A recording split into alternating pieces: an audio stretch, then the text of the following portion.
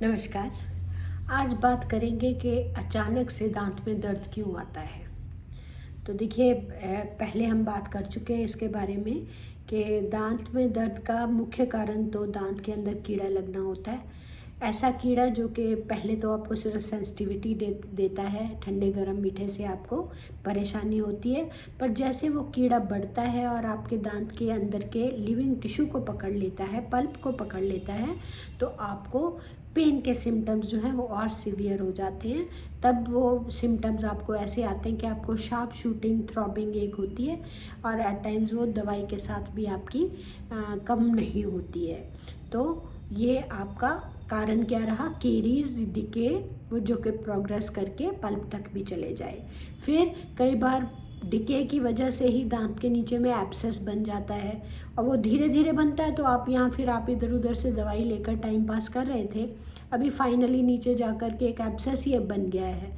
तो एब्सेस बनने से भी आपको बहुत भयंकर दर्द आता है और अगर उसको ट्रीट नहीं किया जाए तो कई बार वो एब्सेस बाहर से गाल के यहाँ से खुल जाता है, पस का मुंह या मुंह के अंदर खुल जाता है।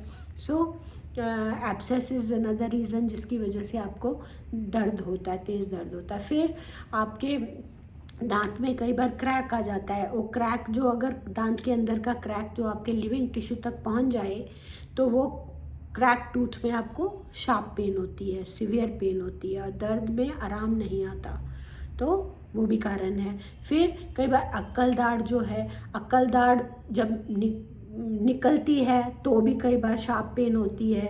नर्व के पास हो या उसमें कोई इन्फेक्शन आ जाए फिर तो और भी ज़्यादा दिक्कत देती है। तो इरप्टिंग विजडम टीथ आपके काफ़ी दर्द दे सकते हैं आपको।